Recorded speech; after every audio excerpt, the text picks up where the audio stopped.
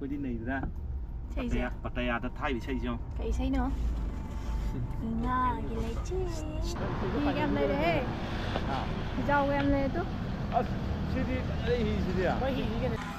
Cái nó yang wa na mayang idong ta battery adagi memory ka se extra full sa lini mayang idong ta YouTube dagi phangba pasana kyam phangni yam seng adum hai lagi ko adai mayam khangau da mayam ko as hauni tu akoi gi street food ni na se moi street food jong as crocodile ne Pattaya yau de Koi hotel.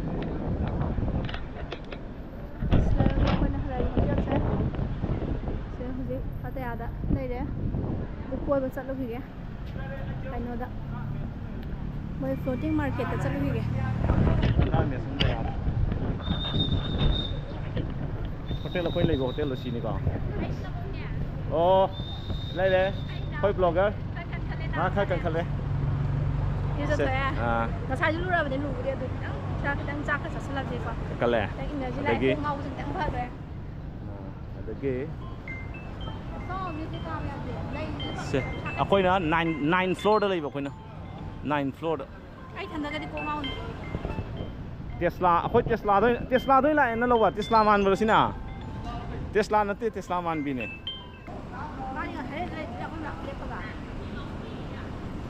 se ada di mari lai ka sai de ako'y chami na driver da ti ka tra na bi ne mai ka si dum phajai photo nam bi rakke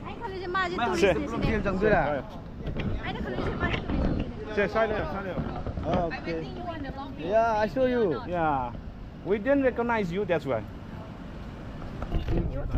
Cinta apa lagi? Ay, mana saya masuk tulis lain ni, nak kali ni apa? Aku ni cari. Kalau pang dia nak, kau cik tina leh. Tak long tiang ngalu. Acha. Ram ni orang saya masuk dum dia pega. Kangna tu sana kau cik tina leh. Si masih di sini main banding je, oh di sini main thak kai no. Anh kalau ni ma cuma main kali ngai ini ni kau lang. Main lok tau dia tu ni. Semua hang tu boleh. Sejak jadi lagi tu si kursi udah kai no tu. Tahu ya dia. Ini yang boleh si masih di sini. Sama ni tu. Lu tak taksi hoi wai.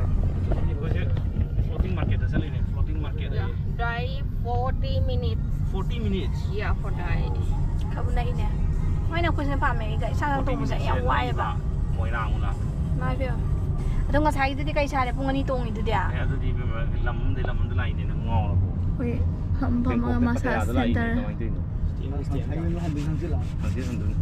Cái nào biết sao? Ini kadang-kadang sen lagu wal tu ni, kau tu wal dia. Lan tok slow khang am jadi lan tok ni lori. Masih hai nau game tak lagi nak kan mana kan ada Phuket kan ada kali. Saya nau station di Ciu mana? Nanti Tangjing man bido. Kai nu. Tangjing man bido. Taruh ke jauh jauh tahu bido. Tu. Masih yul di sini teh. Rambutan hai mui semua rambutan na. Pasal pai ben long ye hong na bi do. Moi di masam sana kona jara ga se mana thau lai se masai wer ne ko. Mana pai pot ka se adum jikan gi chana bi anom ya ta ne. Ai lon de pala roi gi. Sigi chana bi se mani pura suka haur amam mi lan do sun lan do ko dei budi hoi tau buni ko. Si bi masa se sa tar bi haur amam ne. Haur amam ne.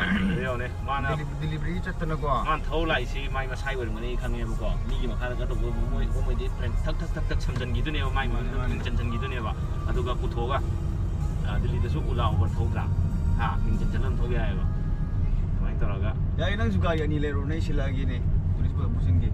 Mai tanga kaya na sini. Oh yari ni sila gi yari kata binan kana lak tu no. Ismi am tin le ge dong harak ba.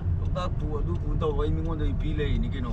Tu khalam am ne su MJ bi nyu da kano do kano kha mi desire kha mi do. Ai pu gi ne ai to gi ne ngon da ti kan dek lai ne du gi di. Ai ne mi ngon da pu pi da ga bi o si ge de no le si ro gi no gi de adu to ro bisa sa le de. Yari nang thar rock stone bi da si da hita. Adu ti kana ro adu de koi de mang je ni ne. Khasa au sa lo du gi no. Adu ya ro. Ya ro da. Adu desire dun da le. Desire gum ba. Desire ni lo tho se na kan gi. Adu ga khadang hai ba Manipur gi khara khang ba mi ga. มณีปุระพวกกันเนี่ยสิมณีปุระยังพิกเช่นกันอีกมั้งจะไปอะไรยังพิกเตะเอาดูอย่างไรเว้ยบางอันมึงทนเดี๋ยวสิ่งที่หาย าเลยมาเนี่ยมวยที่อาจจะลาคนนี้นะมวยที่สักกี่ฮาร์กันนี่แต่นั่งกินน้ำไอ้ยิงได้เลยก็ยาเลยการีโดนไม่ท่ากันอาจจะดีวารีเลยไอ้ยาฮามันแต่ ไม่ชิโร่กิโลอีมาปุ๊บ มวยกันเอาไปมาซาเซนต์กินเพียงนั่งเกี่ยวกับภาษาคงไม่จันละคงไม่จันละไปเปลี่ยนการมันไปแล้วก็ไอ้อีแล้วถ่ายอีแล้วก็ต้องรับตั้งโน้ตไปเลยไอ้มวยไลนิ่งนี่นะใครโน้ใครโน้มันโตอยู่ใครโน้ขั้นรู้เลยแบบเราเหยียบขั้นลูกการชันบอกไปกันมันเนี่ยมันดักมันสลักกันดีกว่าสปาเซ็นเตอร์มาซาเซ็นเตอร์ศิลาที่ตัวนั้นหันมันตัวยาวที่คงดูชุดต่อเลยปากพุ่นบอดี้ตัวเดียวแล้วเอาคุยกันเนี่ยที่กลางเนี่ยตัวนั้นหันด้วยแล้วก็ปากข้างซ้ายยาวสิปากข้างซ้ายสิไอ้เนี่ยตัวนี้กี่เนี่ยไอ้เนี่ยไทยเล่นนักปุ๊บยี่ก็ตัวหลักที่ไอ้คนมายุ่งอย่างนี้กับเพลย์หลักกันนี่มาซีโอเนี่ยก็ยังงานปุ๊บยี่ก็ตัวหลักที่ใกล้ตัวมาคงตัวปุ๊บต้องมาชาร์จตัวที่มาคงยิ่งสักน้ำเดือดมาคงสักน้ำดีไหมครับล่ะอะดูกี่ไล่นี่ที่จุดเทอราปีตัวไล่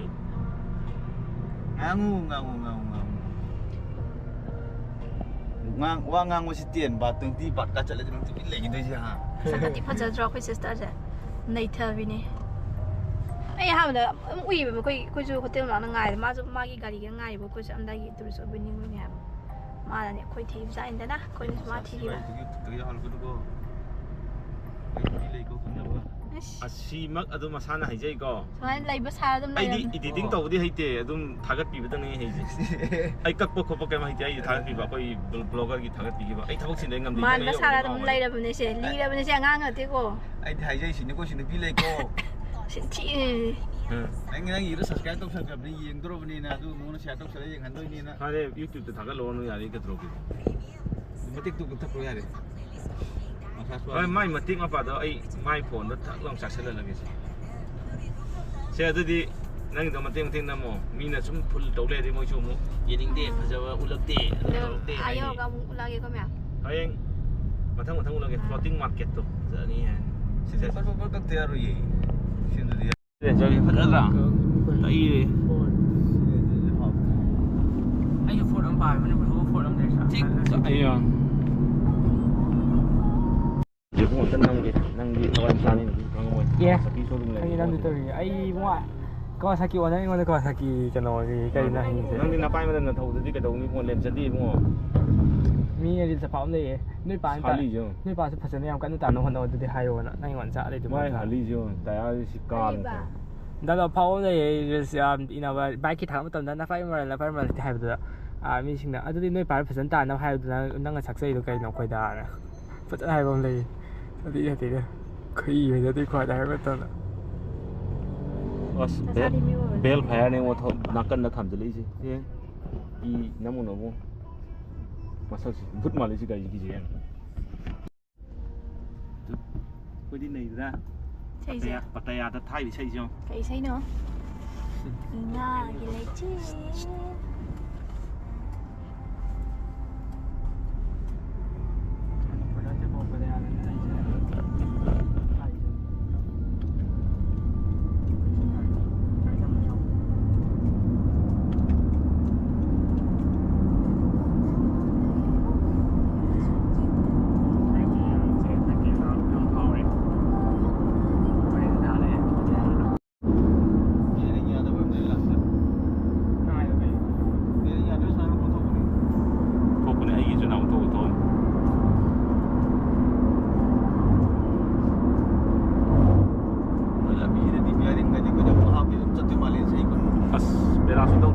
Gari bera tau rồi ko supervise sida thau go ne makha do phanamak nem ge ne mo Lamborghini ge do sida thau na ma ta ne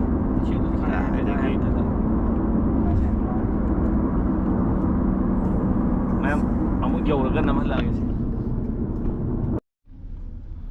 ma'am destination yo re Floating market Pattaya floating market hai do Pattaya floating market là yo ge ko nghe ngân sĩ gọ một thằng em pho cái hay gì hả xí thôi blogger của mẹ thôi blogger đó xin ra cái co này xe blogger xin ra đây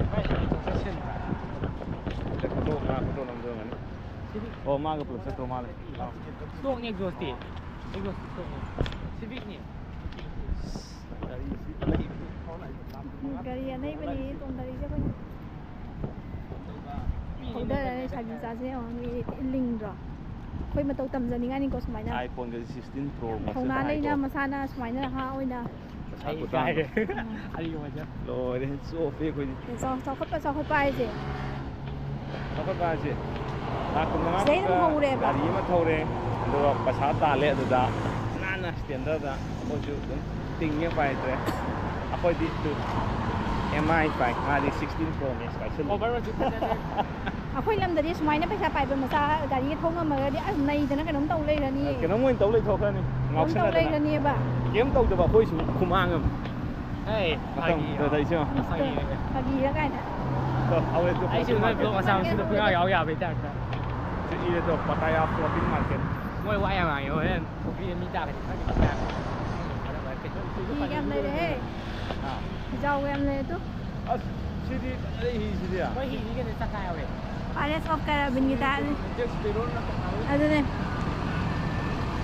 เอ๊ะสมุนมันคงไม่สมุนที่ละเมน่ะ dan Sudah sudah semana, ama phá nó cái cầm mình ra là cò rồi à. Tôi lộc sân là cái gì đó, tôi ini theo nó phá nó mana na.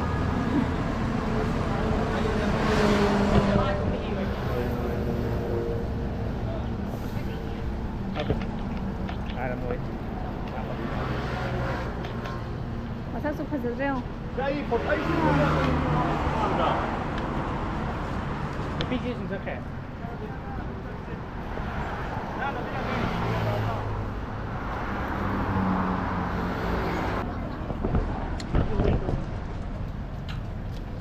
Pas.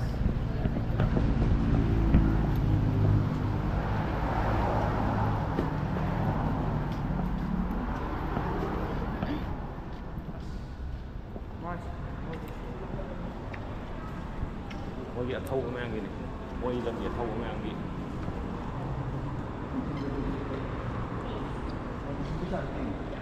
Ôi vậy thâu cái mang. ninh thâu nghe nó không hay Cái lùi này. mỗi ninh thâu này nó còn không hay gì Ôi vậy thâu thâu. ninh thâu này nó còn không hay gì Ta xin mỗi thâu. Hay là gì một cái gì nó tiêu gì à? Nanti. Macam mana lagi? Itu yang hari itu betul. Kalau abang kalau di kerana tumpahnya hari ini kalau abang kondo ni, ni yang kaya tuไปทั่วแบบไปตู้นี่โอ้ยไม่ใช่ชุ่มเนื้อชุ่มคันอะไรที่มันตะมั่งอยู่เลยฮะ อยู่พี่ยังปัดเลย อยู่พี่ชายเหรอ อยู่พี่ไม่ใช่ป้าหอย ป้าเลยป้าสั่งเลย วันที่วันแกะเดียวเลย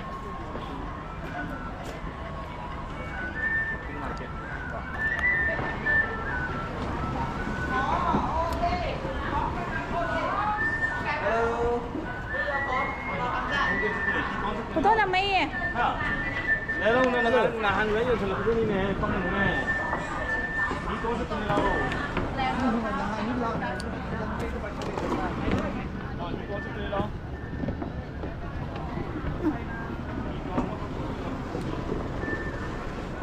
Sister, are you coming with us or not? No, everything car park. I come every day. เจ้าใจเหรอเจ้าใจเหรอเจ้าใจ 05081ครับ ไอ้กุ้งไงไอ้กุ้งไงครับ 这是亚迪 มันกี่คนรักเลยอยู่ตรงนี้ 我觉得他不知道该谁招的。น่าสัก 不会是一个。Hello。 นี่ Indonesia. India. But different India. We are from a different India. India. Namaste. Namaste. Kurumjari. we don't do namaste. We don't do namaste. Actually, we don't look like the real India. Yeah. That's why. Indo. Not Actually, we are not Hindu. not Hindu. Not Hindu. Oh, mana Hindu hay là anh này Hindu. Này Tây. We are Maitai. Maitai Kate. No, Kate. Do you know Kate? ไม่กันโนดิคังกันเนี่ยมวยไทยแลนด์เนี่ยไอ้นานโลกมันทั้งยังไงต่อแต่ไอ้เนี่ยกันโนมาแทงเนี่ยป่ะโลมแทงเนี่ยป่ะก็แต่มิวเซียมมันเลยป่ะมวยแบงกอกแต่แต่มิวเซียมตัวเนี่ยค่อยไม่กันโนกิน South East Asia กี่มากี่กันโนไม่ทำเช่ร้อย ethnic tribe ไม่ทำเช่ร้อยยาวไปตัวเนี่ยทำละนากายาวอีกก็ไม่ไต้ยาวอีเบรกเกตเนี่ยอันนั้นที่กาเต้อีเนี่ยก็มวยบรามาได้มาให้ตัวกาเต้ให้เนี่ยก็ตัวเบรกเกตมีไต้นี่อีป่ะมีไต้ MEIT อีกันตัวอามา the METEI ตัวดูอีไปว่านี่ตัวมาทำสิ่งที่ skip ตกตัวนี้ยังไงบิดตะก็ซึ่งยังไงบิดตะsamjal lori sih kok adum full loin mayang idong ta full torque koi keno yang wana mayang idong ta battery adagi memory ka se extra full sali ni mayang idong ta YouTube tagi phangba pasana kyam phangni yam seng adum hai lagi ko adai mayam khangau da mayam ko Thailand di Thailand da Bangkok ta satpagi mayam utna ngani mayam maitai masa mayam Thailand Bangkok ta koi chapagi mayam uramani blog aina khamada adubu sugumadi ai amta udri ko ada ai ulage ai satling ai sida mayam da si floating market Pattaya ge floating market pot chai leiba khopa lo ya dune hoen saba thakpa sum ung na make ko ada wangang taga sudum tumin dum nuai yeng bio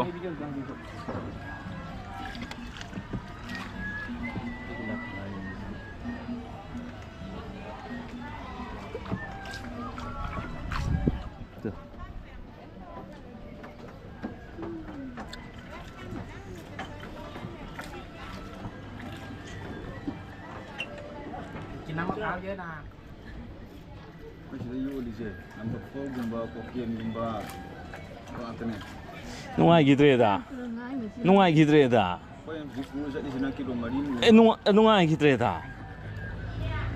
hi si dai kau thang ne ngoi thei kan ro ine du ไปจงกรามที่นี่ as how ni tu akoi gi street food ni na che moi street food jong as ke no ni yo to je sa ni manung cha ma le sa ni si di holen test ok mayam test ok mukbang to thara kyong แต่ที่ก็จะกุมบีก็ใช้บุญคุณ ama jo wakan khala ga unga le pin cha ma sai fa fa ga hi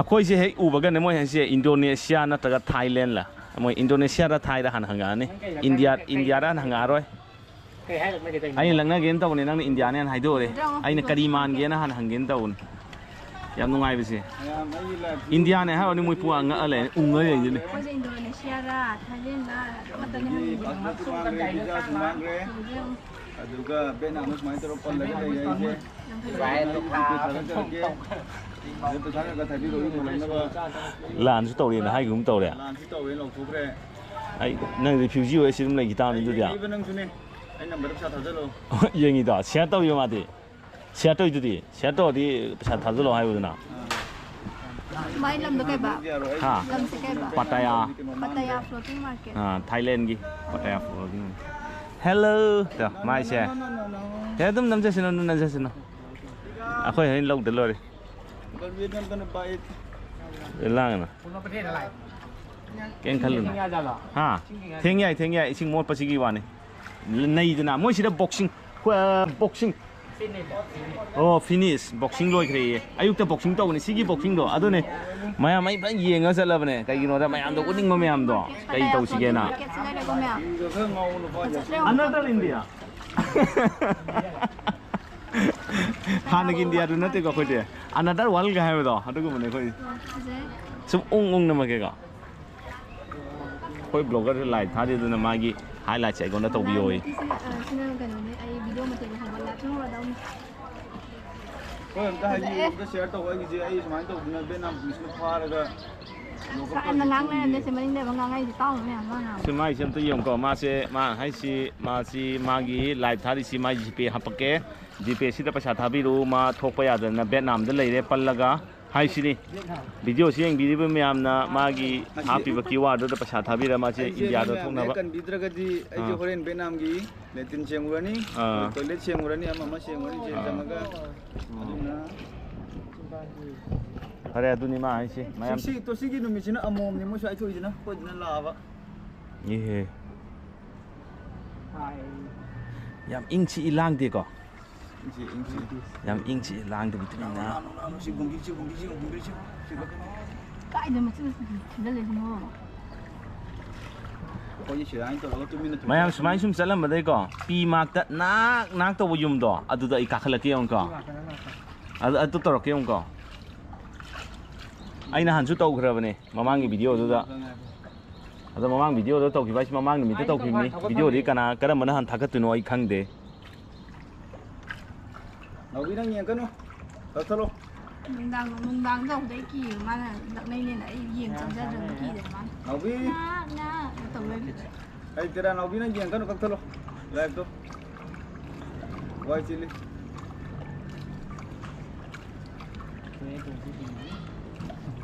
Pattaya floating market.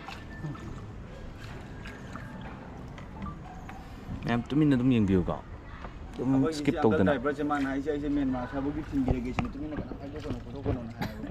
Nói em phơi nó phòn. Em phơi mà gì? Hello. Hello, bye bye.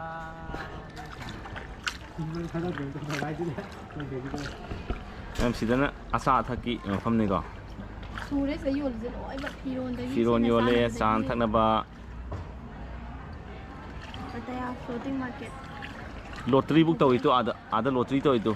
Khut humjal laga point hadar khut humjal laga lakhut pido tu book tàu. Sao ấy? Cô này lại gì? Yo le, yo đâu ông ta lấy thế. Jadi macam tu yo le ada. Ada cookie dah mesti pido kemudian orang dah tahu thokro hai wai chang. Tu, yang pasal na sab sulai ko. Thôi gì? Ihe. Ai video chỉ lo xelong phật du jala. Bây giờ bây giờ mình nấu mè. Pattaya floating market.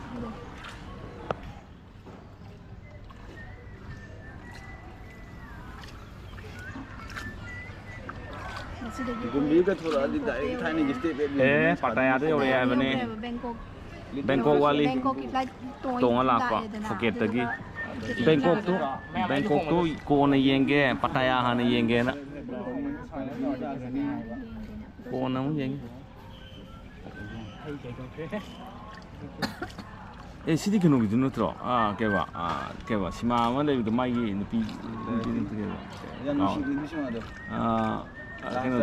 Lotion kita apa? Kenapa hai betul? Lotion kita apa? Cak hai betul? Blood cancer na kan lupa tu makan cuma dan lotion gini lo. Kan orang itu. Sina kita ngamuk tongan ngamuk sam dorok pokok. Tuh, tak. Kataraman. Itu 3 ชั่วโมงเลยเหรอ Kayo ni kau. Hidang bom yo ni kau. Tuh. สงสัยไอ้พลจุดใส่แล้วมั้งมันจอดเรือก็เรือไอ้พลหรือเปล่า Nên comment ui nên là gì vậy? Udi à? Watching di uba. Watching di uba. ไปเอาไปแล้วมึงงมแป้นนั่นน่ะอินเดีย Năm là hồi mấy giờ gì đó? Cái phí nè. How much? 100 baht. 100 baht. Lupa sahum ni photo om dah. Kadang ni ba. When it was taken? So fast. Không dầu chẳng được không? Thế thường lâu lên hả bà? Pattaya floating market. Kem nè. Con năm hồi nữa khăn đẹp à? Lại sượt. Khuyến là thâu có được kẹp ra nó photo xuống 50. No discount hai ko isi se tu khoi isi se no discount masa ko baza sio. Khoi de puro khoi de chima ko malam ya. Adagi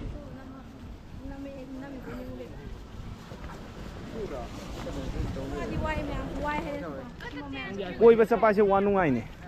Ngak sum sapagi wa ba ko. Aduga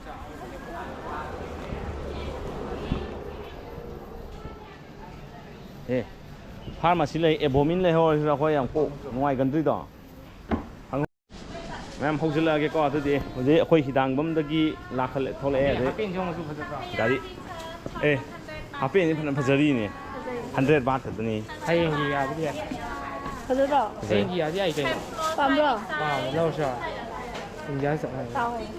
give some discount 50 baht. I cannot help. Sorry. Okay, 30 baht.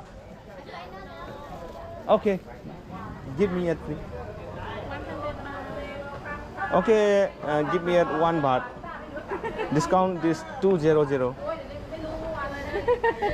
Masa ko ba sa siyo? As ako de album ko man yan ko de pura ka. Nâng sao mà nâng lên Masa ko ba sa siyo? Pam re ong yeng wa se tao di ara rồi. Okay, 70 baht. Karan sum tau ke ko. Finalแล้วพี่เตอร์ Final. No. Em muốn lại có, để mà thằng một thằng lại, rồi mà thằng một thằng lại, mọi người, Pattaya souvenir cái Pattaya cái mà lấy về boxing mọi người cái nó bây giờ, city con này là Pattaya cái giống tên Thailand của લોકો này, lao, city phải giống như út cái lao, ama đi lấy gì à đấy, à rồi, Pattaya thà vợ.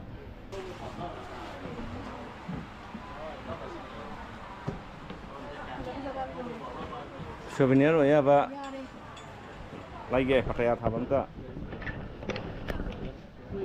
Thailand rồi Pattaya ki souvenir sile la pi ki la to sile to Pattaya souvenir sile la 15 kilo mo sat yang wa liam tangai ko da ta lau da ka cha tui ba lo de hai ni thuk ki tui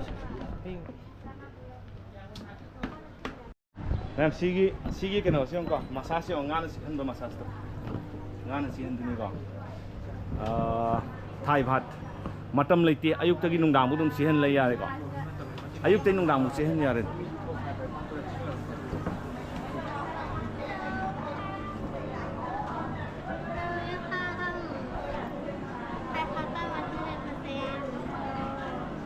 man đi lấy vô hay sẽ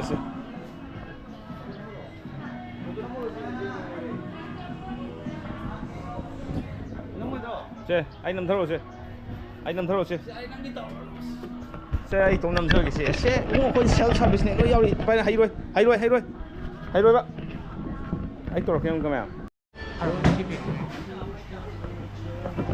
Squid này có, squid tao mình tao phi từ này độ quay hàng cái nó tới sao thì sao đi vào mà tâm này chứ. Cái đó pork roasted pork. Đấy. Sana ba? Crocodile ne. Crocodile, ai sila saro crocodile de ai Bangkok rin sa ne.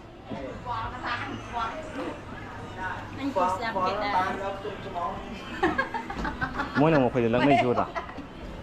Moi na mo khoi lang nei.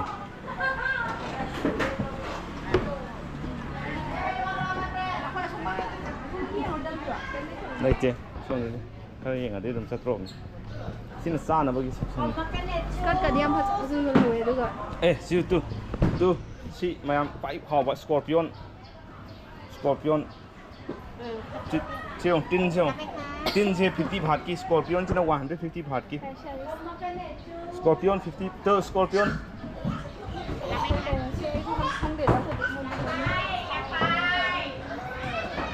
Tin makan ni ko.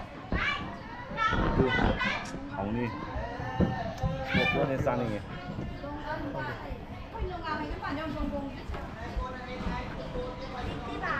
Nonggong juice. Nonggong hidup mana?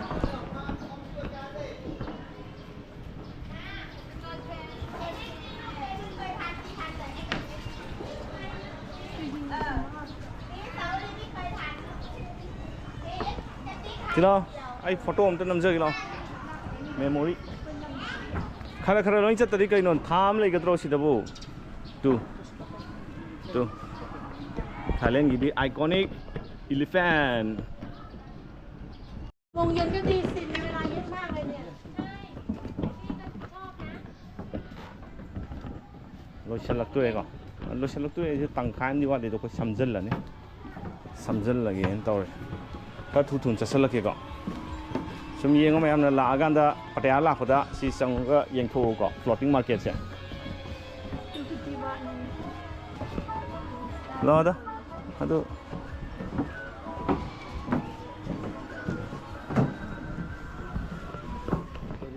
cái nó màu cái gì nó là sang thêm hồng rồi cái gì phải để ăn MBK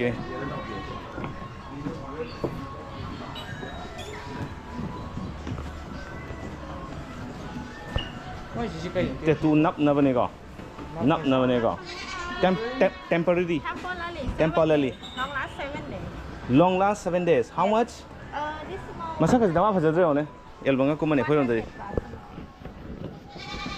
album ka thola ani ata langna ni kai nuai to se no ayeng long option ra kan to bi ki lo ai ting option ra tri mi na pa na ngang na ya tra bang kan do da aina goodbye to ram dai da aina hak pi ram ni na Vậy thằng nào mình xem lên cái bà đam ale si ni si art si ni ai na si ai si u khom ni si si si gi black to go sai red to si si ni ba cha a si light han jin man dra ai si u khom ni tang ne ba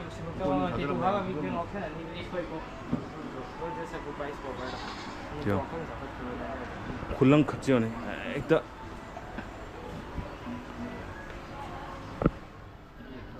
real ni go light han jin man dra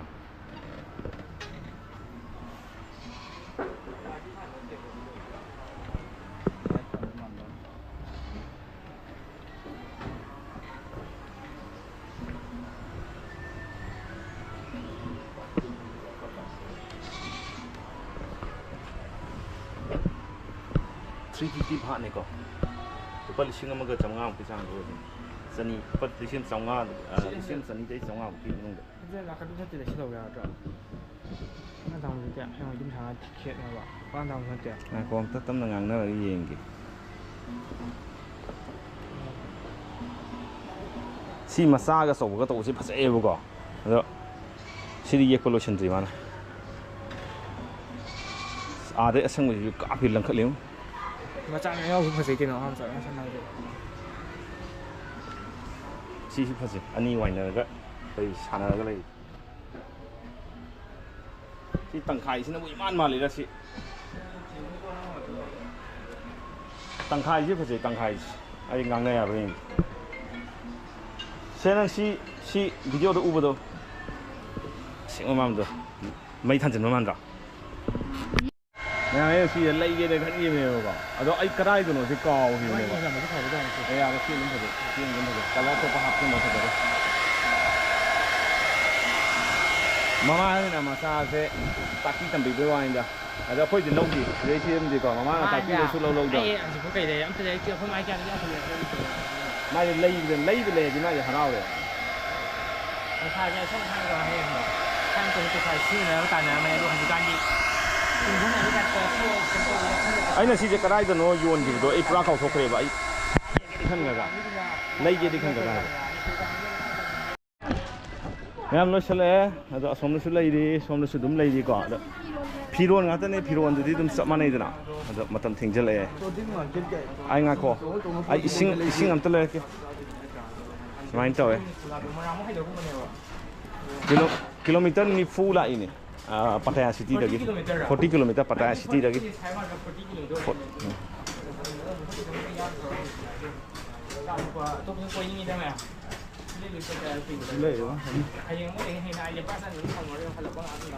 anu bom su ye sih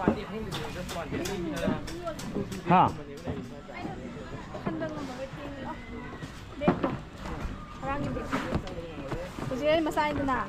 cái nó đây này có học rồi anh nó thấy nó ngã say gì đâu cũng halal phía là cái nó thế halal cái gì đấy chỉ là cái mà nó có gì cái đấy chỉ một độ nữa thế go has cái gì chúng ta cái gì chắc có gì mà halal bên đây không pin này chắc có muốn chơi cái tất cả cái gì để trả là cái không tài trả em lấy gì có rồi mẹ em lấy nè, sinh bọt nó ta lấy cái co. Xin hả? Street food này có mọi cái sinh không gì cả. Octopus này đấy, squid này đấy.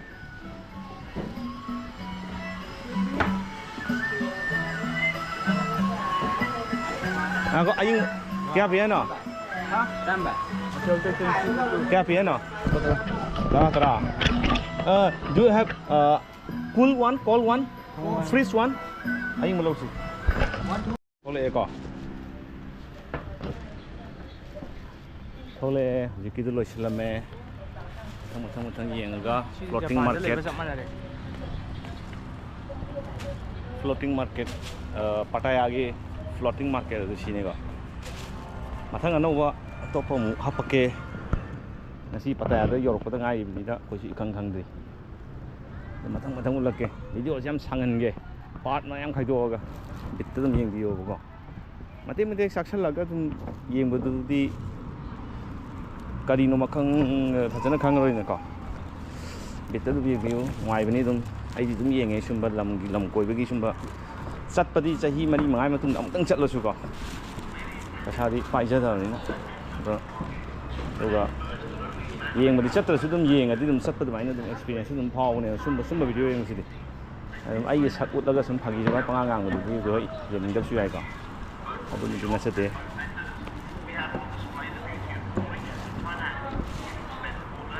Thokpham sile ko exit sile lore sida ngasi gi Pattaya floating market lakpagi video drum chilani amana hoje ma dam chilinga te ai ko basal hoge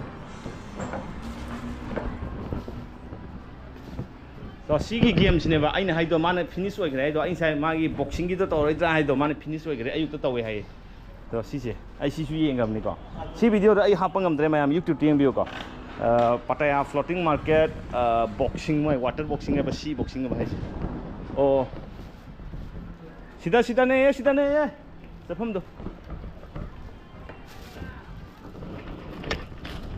iro sida sa ka tong ha sida gi mi la sida oh exit silare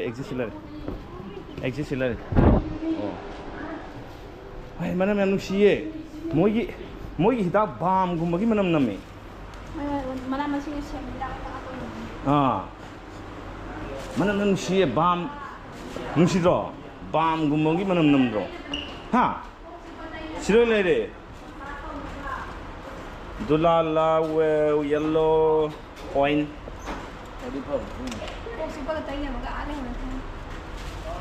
sleep balm nangi tumba yadabado nangi tumba yanaba tumba yadabagi adi am tang heba ahum da lising amaga chama yang khayo tari lupa lising ahum oidini ko khoi da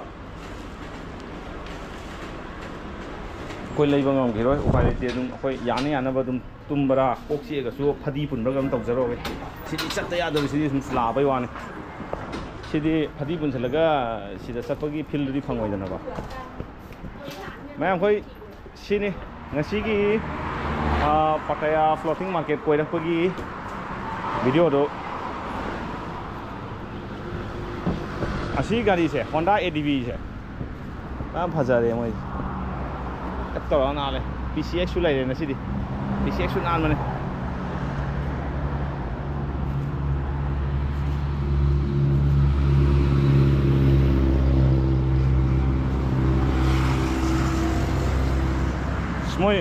moi bike so tak tau an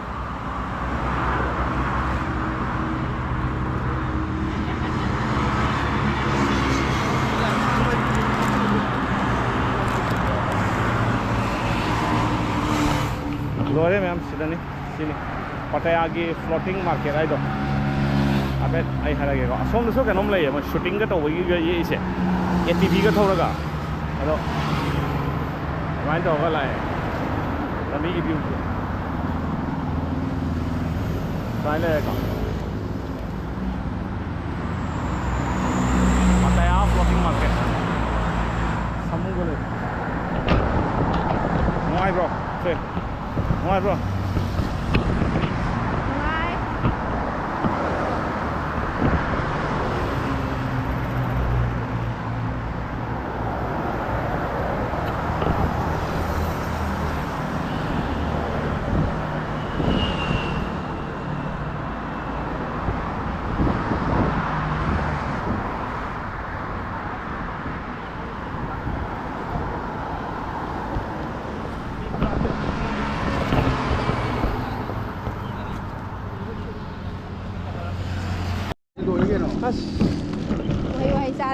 ꯑꯩꯈꯣꯏ hotel ꯊꯤꯜꯂꯝꯃꯅꯤ hotel ꯃꯃꯥꯡꯒꯤ ꯑꯗꯨꯋꯥꯏꯗꯨꯗ ꯄꯣꯠ ꯆꯩ ꯈꯔ ꯂꯩꯔꯒ ꯆꯪꯉꯁꯤ ꯋꯥꯔꯦ